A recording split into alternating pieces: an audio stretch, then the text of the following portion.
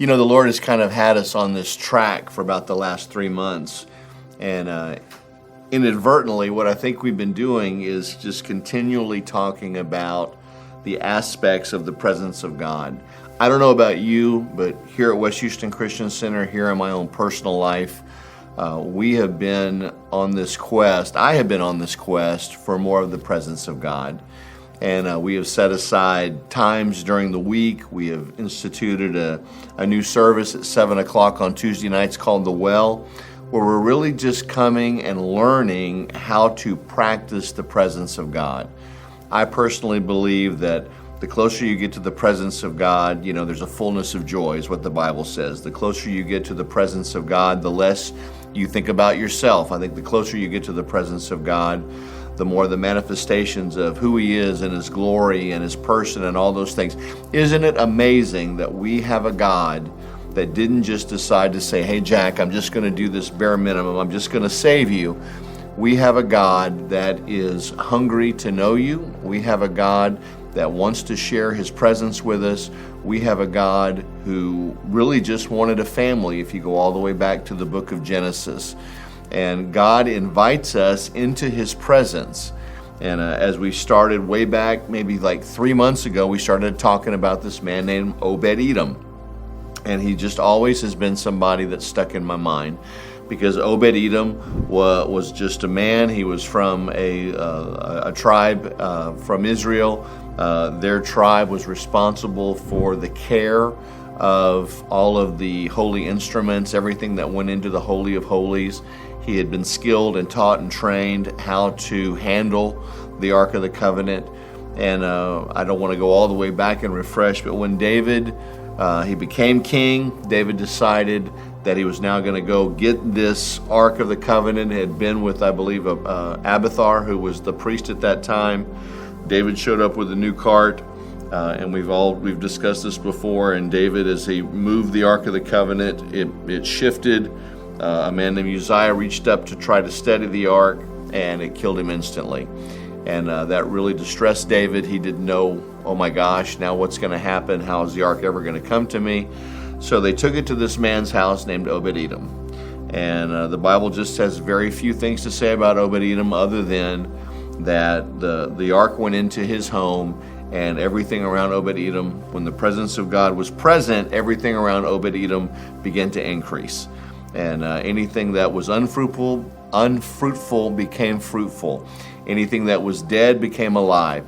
Everything that Obed-Edom put his hands to began to prosper. Why? Because the presence of God was the center of his house. And all of a sudden, everybody could see, man, Obed-Edom, there's something going on. We're experiencing drought, but Obed-Edom's crops are growing. Our calves, our lambs, all of our stuff, Lord, is getting thinner. His are getting fatter. And it became overwhelmingly obvious that the blessing of God was on Obed-Edom's house, just because the presence of God was there. And not just because the presence of God was there, it's because Obed-Edom knew how to care. He knew how to practice the presence of God. And so, said all that to say this. We are moving into a little bit of a different aspect, but it's no less than what we were talking about before about the presence of God. And we're talking about this thing called compassion. And the reason we're talking about compassion is because it is one of the prerequisites for at least 5 of the miracles that Jesus did. And we'll get into this later in the teaching. And I believe in Luke chapter 1, verse 47, there was a leper that came to Jesus. And Jesus, with this leper, he clears up all miscommunication, misconceptions, anything. If you ever want to know what Jesus thought about healing then and what he feels about now, he discusses with this leper. Number one, Jesus was talking to a leper. A leper back in that day was the lowest of the low. They were social outcast. There was a death sentence on them. They were going to die a very slow, agonizing death. They were excluded. They were separated from all the tribes of Israel. They were the worst of the worst. And all of a sudden, this leper comes to Jesus, And Jesus, and basically makes this statement. He says, Jesus, if you are willing, will you make me clean? And Jesus says this, and this should resound in each one of our hearts. It's the same. It's true today as it was back then. Jesus said, yes, I am willing. And the Bible says that Jesus stretched out his hand, touched this leper, and he made him whole. He made him clean. The Bible says that Jesus was moved by compassion. And when he was moved by compassion, he stretched out his hand, he touched this leper. Jesus never touched the leprosy because as soon as Jesus touched him, he was healed. See, they wanted to say that because Jesus touched this leper that he was somehow unclean. Jesus never touched the leper. As soon as his hands went on him, whatever his fingers touched immediately became healthy, immediately became whole, and there was restoration that took place. And so all of a sudden now you've got several miracles where the Bible clearly states, Jesus moved by compassion. And so I am believing God for miracles at West Houston Christian Center. I am believing God for more of a presence. I am believing God for signs and wonders to take place. Well, if Jesus was moved by compassion and miracles took place, then we need to be moved by compassion. So we're going to kind of go in a little bit of a different direction. We're still talking about the presence of God. The compassion of God and the presence of God are the same thing. They are synonymous. You cannot separate one from the other, and I'll show that to you. If you look at Psalms chapter 86, verse 15, Psalm 86:15, it says, "But you, O Lord, are a God full of compassion and gracious and long-suffering and abundant in mercy and truth." I'll read that again. "But you, O Lord, are a God full of compassion and gracious, long-suffering and abundant in mercy and truth." That specific word compassion in the Hebrew means merciful. It means always of God. A mercy that is neither detached nor reluctant, but eager to relieve misery and restore fellowship. That is who God is. God is merciful. It's always of God. You know, God doesn't take compassion off and put it down and then put it on, or put it down or put it on. It's who he is. And I'm going to show you that when we get into the book of Exodus, when he has this interaction with Moses. You know, Moses had the hardest pastoring job of all time. He had to pastor 3 million people over 40 years, and even at the end of the 40 years, he didn't make it into the promised land. The people hated Moses, and I think Moses hated the people. But Moses was faithful. He had the one little mess up where God told him to speak to the rock, and he hit the rock, and because of that, it cost him going into the promised land. But Moses and God had one of the most unique relationships that you could ever say in the Bible. They talked together, they walked together, they won together, they lost together.